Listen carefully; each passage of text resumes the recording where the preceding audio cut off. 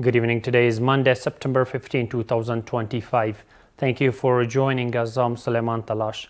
In a meeting of the Economic Commission chaired by Deputy Prime Minister for Economic Affairs Mullah Abdel Ghani Baradar Akhund, the plan to build a cold storage facility and a factory on the land of the Ministry of Agriculture, Irrigation and Livestock in Ghazni province was approved. The Deputy Prime Minister's Office for Economic Affairs stated that to prevent farmers' financial losses and the spoilage of agricultural products, companies and individuals investing in cold storage facilities will be granted a 5-year tax exemption.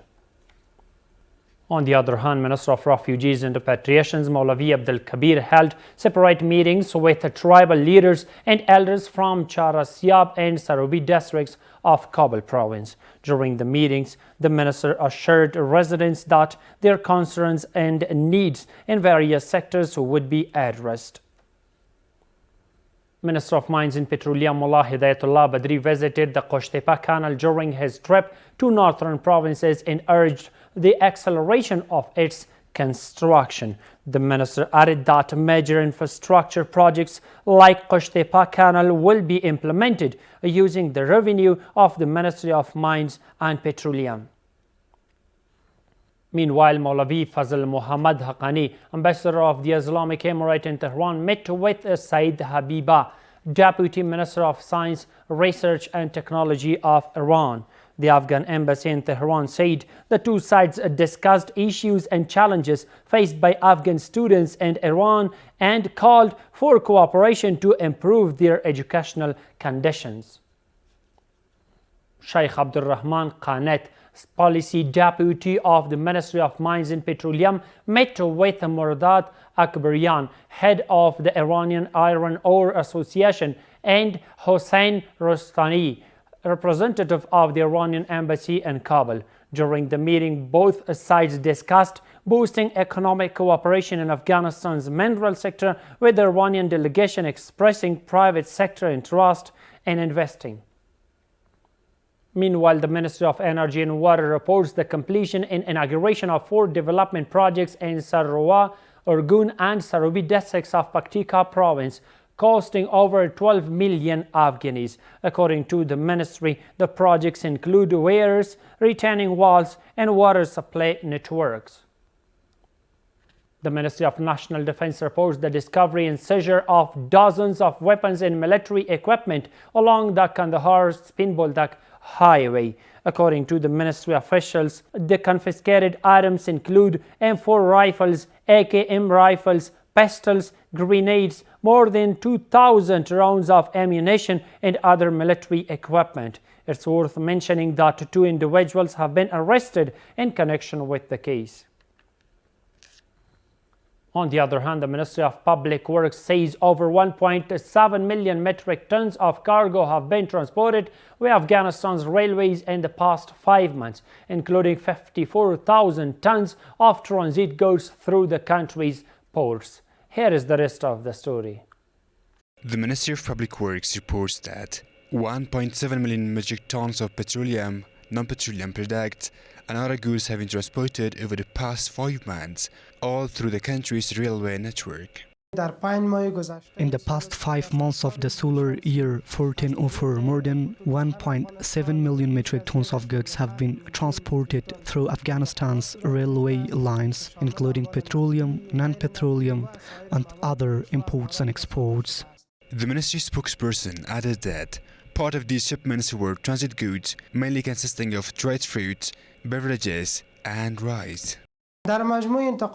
Overall, part of these transfers included transits and exports. In the first 5 months of the current year, 54,000 tons of commercial goods were transited and exported, most of which were dried fruits, pomegranate juice, potatoes, rice, and beverages.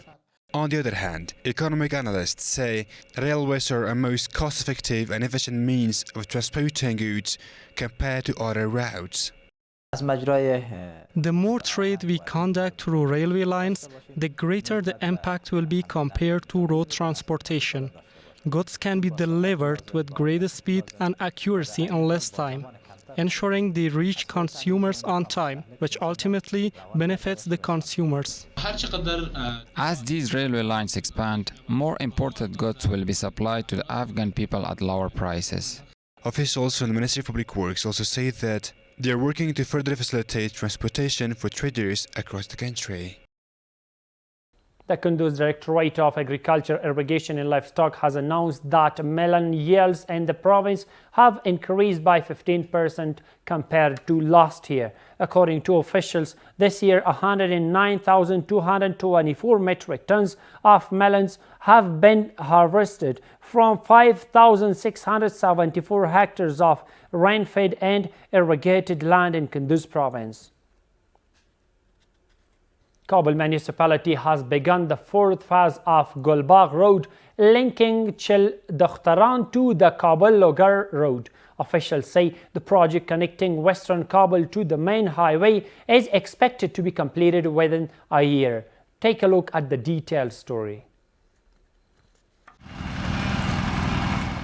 Kabul municipality officials say the fourth phase of Gulbagh Road is 2,422 meters long and 33 meters wide, featuring ditches, sidewalks, lighting and other standard road components, and is expected to be completed within a year. Officials add that properties acquired for the project will be fairly compensated according to regulations. The fourth phase of Gulbagh Road has a length of 2,422 meters and a width of 33 meters. Currently, obstacle removal has begun and work is underway in the area. This road connects the western part of Kabul city to the southern corridor of Kabul-Logar. The materials mentioned in the contract by the municipality have been tested. In each section, the materials are being placed so that leveling work can begin in the coming days. Kabul municipality officials also say the road will link western Kabul to the Kabul-Logar highway. Residents welcome the project, saying it will ease traffic congestion and make commuting to the city center faster. This road being built here used to be dusty and no pavement, and it caused many problems. Very good work is in progress. Afghanistan truly needs such developments, and this is excellent work. This road will bring great convenience to the local residents and others. Once it's built, it will be much easier to travel, and work is currently ongoing. It's worth mentioning that the first three phases of Gulbagh Road are also under construction. Officials say once all phases are completed, the project will address a significant portion of Kabul's transportation needs.